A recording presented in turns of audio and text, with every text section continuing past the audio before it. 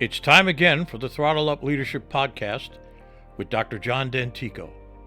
The mission of our podcast is to provide 21st century leadership training for a talent-driven world. We help organizations implement strategies and practices designed to attract, hire, engage, and retain top talent while mitigating the effects of burnout. Our guests are experts in various fields of organizational dynamics, including, but not limited to, leadership, management, communication, and coaching. They bring a world of knowledge and solutions to our viewers and listeners. I am sincerely grateful for their participation and ideas. So let's dive in. And if you enjoy our podcast, please like, share, and subscribe. We genuinely appreciate your support. Hello again and welcome to the Throttle Up Leadership Podcast. I am your host, Dr. John Dentico. With me today is Brian Walch. Brian is the owner of Shift Focus Coaching and Consulting. He is an executive coach, consultant, speaker, and regular columnist for the Alaska Business Magazine. Brian helps organizations develop their managers and build healthy management cultures. Before starting Shift Focus, Brian spent 25 years in tech doing software development, technical project management, and business leadership. He led recruiting and HR for a consulting firm as it grew from 20 people and one office to 200 people and 7 offices. He uses his experience with people and systems to develop programs and tools that help empower managers to lead themselves, their teams, and their organizations. I am truly pleased to have him here today on the podcast. Hello, Brian. How are you? Excellent. Thank you so much for having me. Excited for our conversation today. Yeah, I'm looking forward to it as myself. It should be an interesting one. Brian, let me begin with a real simple question, I think, and that is, what inspired you to start Shift Focus Coaching and Consulting? I was inspired to start it because a couple of reasons. First of all, I hit an inflection point in my career where was trying to figure out what do I want to do with the rest of my life.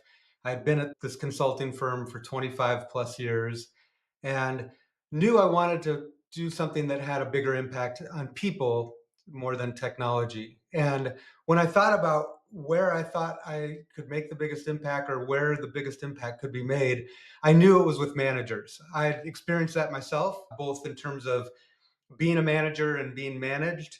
And then in all the projects I did, even though we came up with a technical solution, it was always the managers that really determined the quality of the project and the quality of the implementation and how that technology really got used, adopted, and impacted people. And so I'm a big believer in managers really making a difference in so many aspects of business and life. Okay, great. Let me ask you this question. What does the term leadership mean to you? If you had to describe or define leadership, what would you say it is? I would say my definition comes from a animated movie. It was called Robots, and the title character there, the little character there, I think he got the phrase from his dad, but he went off into the world, and that phrase was "See a need, meet a need." And to me, I have seen that example of leadership over and over. When somebody sees a need and decides to step up and meet a need, even if they don't consider themselves a leader, they don't have the title.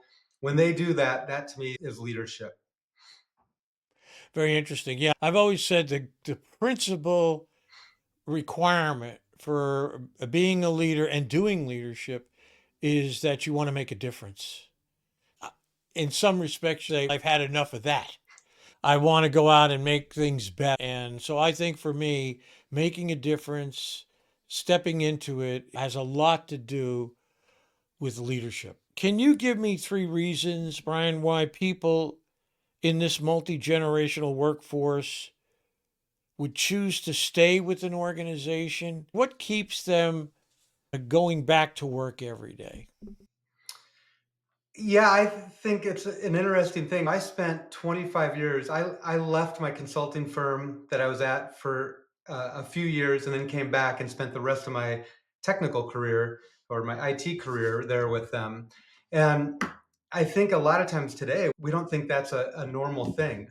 But there are huge advantages to staying with a company, assuming that it's relatively healthy, right? Not a bad environment. One is you build up credibility. When people, and speaking about kind of your topic of leadership and stepping into new roles, that's a lot of risk there. And so doing that at a company where you have some reputation, you have some support, I think is going to increase chances of success. Um, Two, I saw a lot of, I saw people through long history. We had a really good track record of longevity at our company. And people would go through different phases in their life, different seasons. And when you have a company that knows your track record and your reputation, and you go through a season where you maybe need a little more time, personal time, a little more margin in your life, a company that knows you is going to be a lot more able to support you through those times. And we saw that where employees needed more flexibility, a little bit more permission to do things outside of work. And then they came back and they were stronger contributors than ever. It's over the course of time. And then third, I think our desires change a lot as we go through our career. The things I thought I wanted 10 years ago or 20 years ago are not the things I want now. And sometimes it's really the current environment you're at, the company you're at, can give you some opportunities to explore different things that, again, are going to be harder to explore if you just launch off into a new company. Yeah, I agree. I think as you build up certain levels of credibility, you become one of the influential leaders of the company. It's not about position, it's about credibility, it's about trust. You become, as I like to say, the go-to person, a go-to person that people will come to. I think when you're in that position, you have the opportunity to really do some different things. Maybe embark on some real change, significant change in the organization.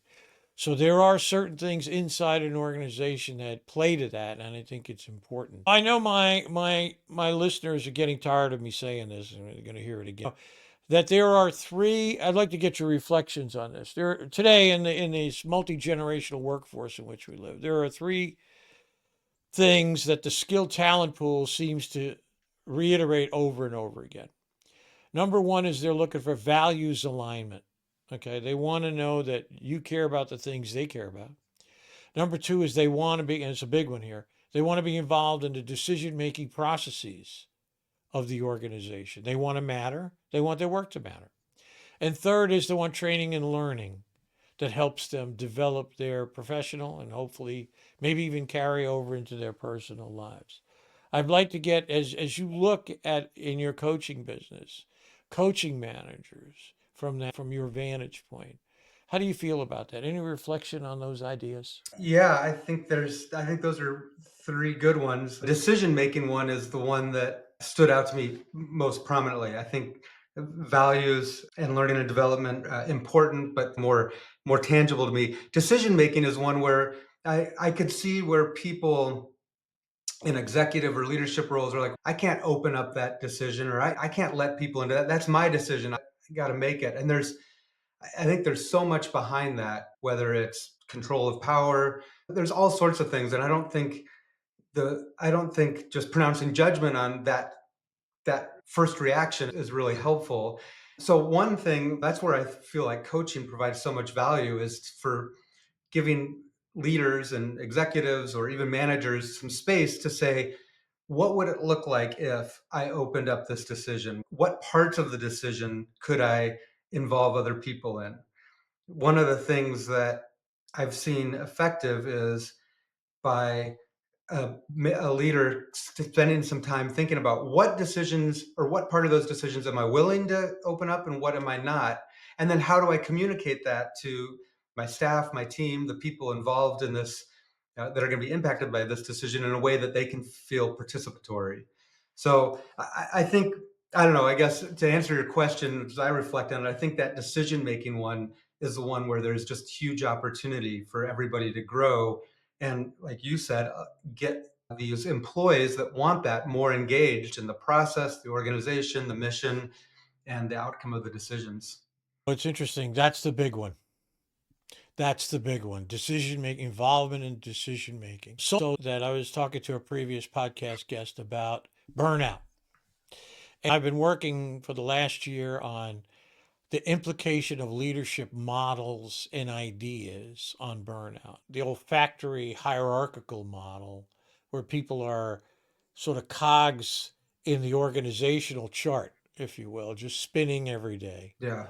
Or in a much more collaborative leadership perspective, where people are truly invited into the decision making process.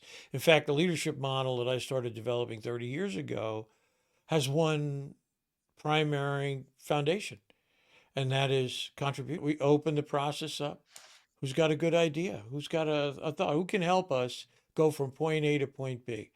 I make no judgments about people. I think we do that too much.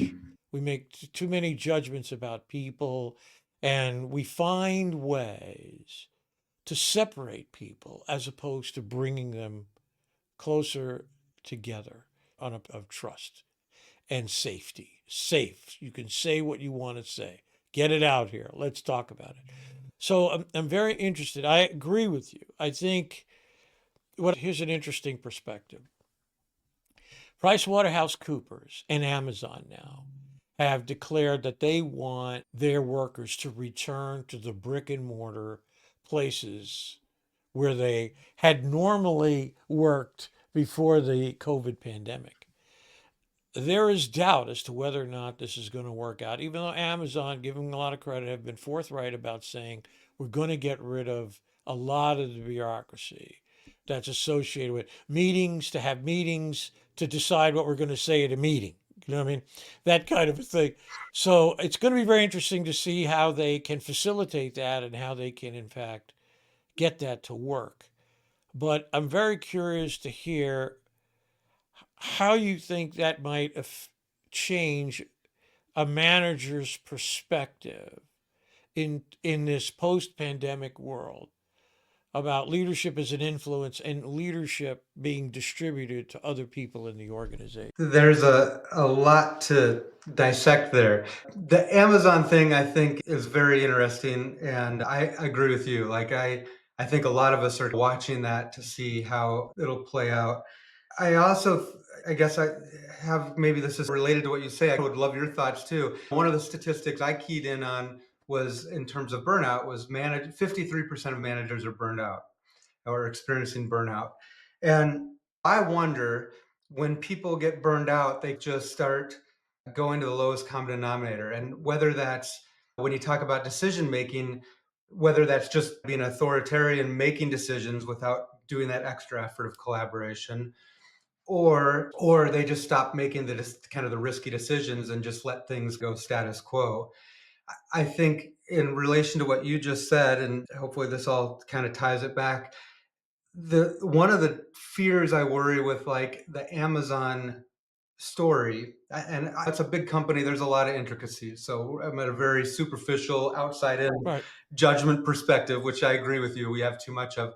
But I do think, there's, as an advocate for managers, I always cringe a little bit when the company takes too much of that decision making and autonomy away from managers. So, for example, managers really are the ones that are helping employees navigate, what does a return to office look like, what does a hybrid work life look like, and how do I as a manager cultivate team culture and team bonding when I've got these competing things. That's a very difficult thing, but that's, I think, what managers are facing in our reality.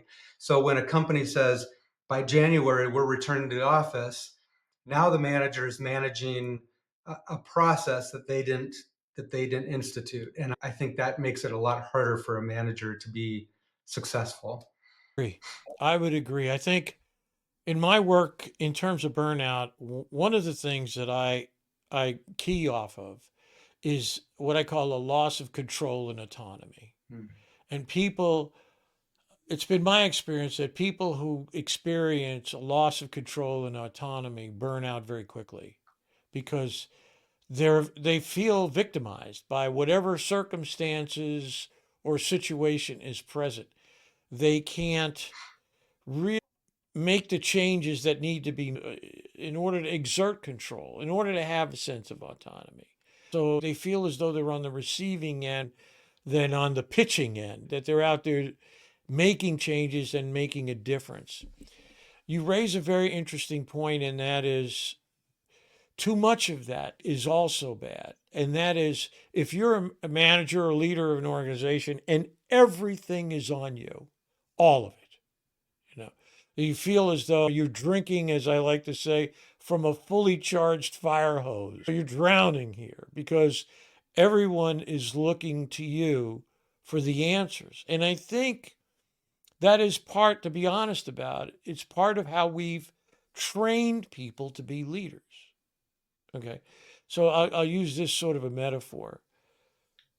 I've said in presentations and in podcast episodes that what we have done over the course of the last 60 or 70 years when it comes to training leaders is we've tried to train a generation of Jedi Knights who come in, brandish the light sword, and vanquish the problems and issues that lie before us. I understand that. Sometimes that's necessary. But I think in the world we live in today, especially when you talk about hybrid and leadership as an influence relationship, I'm thinking leaders have to see themselves more as Yoda. And what did Yoda do? Yoda created the environment for Luke to learn. He created the challenges for Luke to get past. He created this place where Luke himself became a Jedi Knight. It was Yoda who, in a sense, was pulling on the strings to bring him down this path to his own development. And for me, I think leaders, 21st century leaders, have to think more like a Yoda, that they've got this contingent of people. And they're the Jedi Knights. They're the ones who are working together in a collaborative way, are going to on really making the organization better tomorrow than it is today and taking it into the future. I'd love to hear your reflection on that idea. Yeah, I love the analogy or the metaphor. I love Star Wars. And it's really appropriate because Yoda also let Luke fail. He let Luke experience some very tough emotional issues and didn't coddle him, let him do that, and then he let him leave, even when it was not the best thing for Luke. So I think that's great. And it's partly why, when you back to your initial question about why managers, I think it's to me, it's unfortunate we have this kind of like stigma of the Dilbert manager, right? That's just filling a spot and was pushing papers and doing stuff that doesn't add any value. But I think managers have the opportunity for the biggest impact in organizations and in life. And I really think it's a noble profession because managers are the ones that are helping people enjoy work, feel fulfilled about work. And that carries over into every other aspect of our lives. We spend so much time at work. And if we come home discouraged and upset and bothered, that carries over into our families and our friends and our communities. And on the flip side, if we're fired up and we're excited, we're happy with what we're learning and growing and contributing, that's going to carry over. And so that idea of being the Yoda, you got the next generation of Jedi, that's really powerful because it's like Jedi save the world, right? They're the ones that do vanquish the foe. And that aspirational vision for a manager, I think, is exactly what we should be promoting. One of my greatest personal heroes is Peter Drucker, the Moses of management, as he's called, who is credited with single-handedly creating the discipline of management. And one of my other heroes is his European equivalent. His name is Charles Handy, Handy, and the Handy Institute. They were very close friends. And the thing I loved, Drucker was never afraid to change his mind. He could say, you know what? 2 years ago, I told you this. Nah, not anymore. The situation's changed. It's this now. Whereas people become so rooted in an idea that no matter how things change, they don't see they don't see or fail to recognize the change. For example, I'll give you an example. I have, in my work, knowingly walked away from the idea of followers and followership. Okay. I don't see people in this multi-generational force, especially with the younger generations, aspiring to be a follower. Hmm. I see them as collaborators. I see them as partners in this endeavor. So for me, I think you have to be able to make those shifts. And I think, we agree or not, that follower has become almost too pejorative now in its sensibility. Are you following me? Is that what I want? Do I want someone who follows me, or do I want somebody in the middle here with me? Jump in here. Get in here with me. Let's work on this problem together. And that's so vitally important. I'd love to hear your reflection on that idea. Yeah, it's funny because when you were talking about that, I was thinking about people that are at the kind of the upper end of their career when they're talking about or thinking about switching companies, looking for their next move. And so I've worked with a lot of managers who are they're worried about the person leaving the company, or and the person isn't really going to be forthcoming because they're like they don't want to upset the apple cart or make them seem like they're disloyal or something like that. And the model I would encourage is to make that more explicit. What are your career ambitions? What are your career goals? And how can I support those? And where are we aligned? And so again, I think that I haven't thought about it as are they followers or not, but I think that's in line with what you're proposing is they're not following you. That you're trying to align your work and your paths for as long as possible, and you're both getting mutual benefit from that. That the manager's getting a great employee, the company's getting somebody that's helping them advance their goals, and the employee is getting somebody that's supporting them and their ambitions and their aspirations.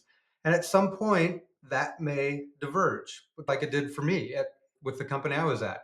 And that to me is not a leader follower relationship. That's a collaborator relationship and a supporter relationship. I think that model can translate to many other facets of a career. And I guess that would support where you're headed with the, hey, we're moving away from followers, which I agree with you. I think that's a good thing to start thinking about.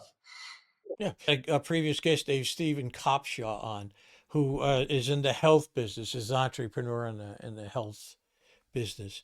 And he said something that was just really profound. He said, I want to pour so much into the people that work for me that even if they do leave me, they'll be an asset to the community and to the other organization where they may wind up. And I thought that was a very magnanimous perspective.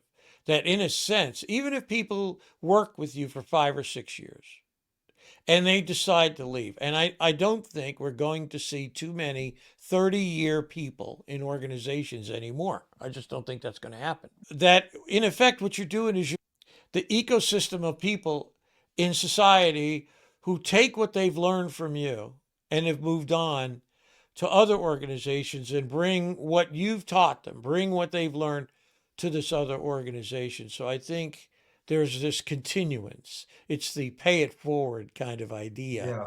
that, in a sense, you're going to have to come to expect. You may hang on to for 5 or 6 years, and then they may say, I need something new. I need to do something new.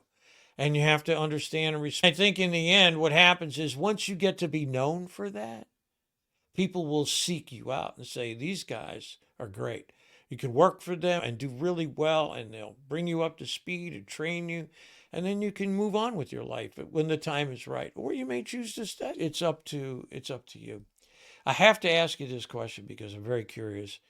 How do you differentiate between leadership and management? Yeah, that's one of those questions that gets asked a lot. I don't differentiate. I think there's some practical challenge or practical differences. You know, managing, there's some activities and work that's very distinct about management that I don't think applies to leadership. But I'll just tell you, I guess, why I try not to distinguish between that, because I think that, and I focus more on management because so many people, I think, have great leadership potential. And to your point earlier about we put people in the like they're supposed to be a Jedi. And I think the other aspect of that is we think somebody's a leader, they do everything right, they command a room, they we put these really high expectations, and that prevents a lot of people from stepping into being a leader in a small area of their life, a small area of the business, in their relationships. And I think we need more people to step into owning leadership. And often managers, they're not leader, they don't think of themselves as leaders and then they go into management. They're looking for a promotion and they get into management, and I think the downfall is they don't start seeing themselves as a leader. So if we set that bar too high, they never want to do that. They never want to say I'm a leader because they're worried about reputation, they're worried about impact. And so I want to keep those as close together as possible and say everybody can be a leader, everybody needs to step into leadership. Managers need to go through that process as well. So that's my philosophy on No, that's very fair. It's a good point. I'll tell you that in the introduction to my book, I wrote in the introduction, I said, my book is written for 80% of the people who think leadership is somebody else's responsibility. yeah. That I can't be them. No, you can be them. You can make a difference. I think we spend so much time in trying to describe the personal attributes of leaders that too often this what I call the perfect person leadership perspective. If you're only perfect, you'd be a great leader. If you only had these traits, you'd be a great leader. If you only had 50 pounds more charisma, oh man, you'd be just absolutely terrific. No, leadership to me is a come as you are party. You show up, get involved, learn, be open to learning, Yeah. but learn, make mistakes, and you'll find your way through it. You'll learn your way through it. And I think that's so important. So I agree with you. I appreciate that. I appreciate your perspective. I'm always looking for different ideas. I would just add to this that my perspective, the difference between leadership and management is rooted more in the process. Mm. What is the outcome of the process of management? To me, greater efficiency. Leadership, greater effectiveness. They go hand in hand. Mhm. You need both of them. There was an author who wrote, we need to get rid of all the managers. All we need is leaders, get rid of the managers. No, that is a bad idea. Terrible. Because managers optimize what the leaders do in terms of making, transforming change. So I appreciate your perspective on that. We're getting close to the end. Time has passed very quickly, Yeah. and I appreciate your time here today. So I want to ask you my now, as I call it, my worldwide known question, and that I have asked for people from all over the world, and that is if you had a magic wand and you could change one thing in your purview, in shift focus, in the things and the people you say, what would that thing be, and why did you choose that? I alluded a little to it, but my magic wand, I would make everybody fulfilled in their work. I think we work becomes a four-letter word, right? And I don't believe it is. I think we get a lot of reward, we get social networks, we get achievement and accomplishment through work. So I think work's important, and I think if everybody was fulfilled in it, they would come home happier, they'd have better relationships, they'd be more excited about their life. I think we'd see a decrease in the health problems, the mental health problems. I think we'd see healthier relationships. I think we'd see a lot of the ills of our society cured if people were more fulfilled at work. So that would be my magic wand dream. Well said, and I agree. What people forget, I saw a line some time ago, and I thought it was just right on the money. And that is that with work, we gain dignity. Yeah. Work brings dignity. And I absolutely agree with that. I have a tendency to say there's two words that you see, one of these words kicked around a lot, one we've almost forgotten about. The one word we see all the time is deserve. Mm. You deserve this. You deserve this. I'm not so big on deserve. What the word we forgot is earn.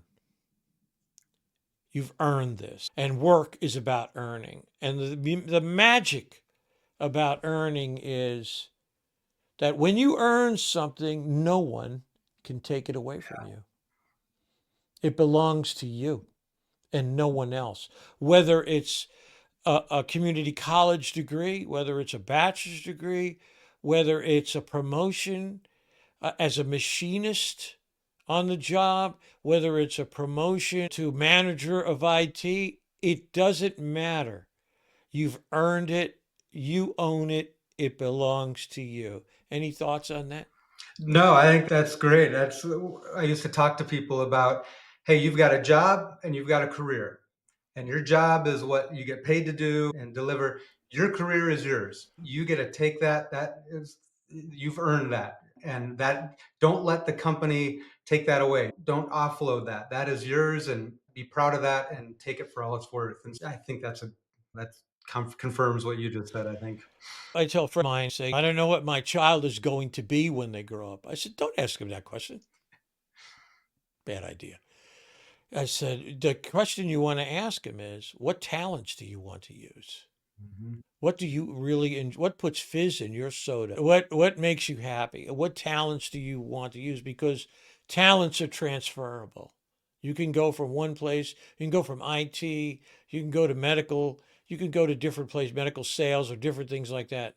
The talents are what really matter in the end. Yeah. So I appreciate your. Any final reflections on that? No, I think that's really good. I think that people taking some ownership for who they are, what they want to be, what they want to do is, I don't think we can go wrong with that. So thank you.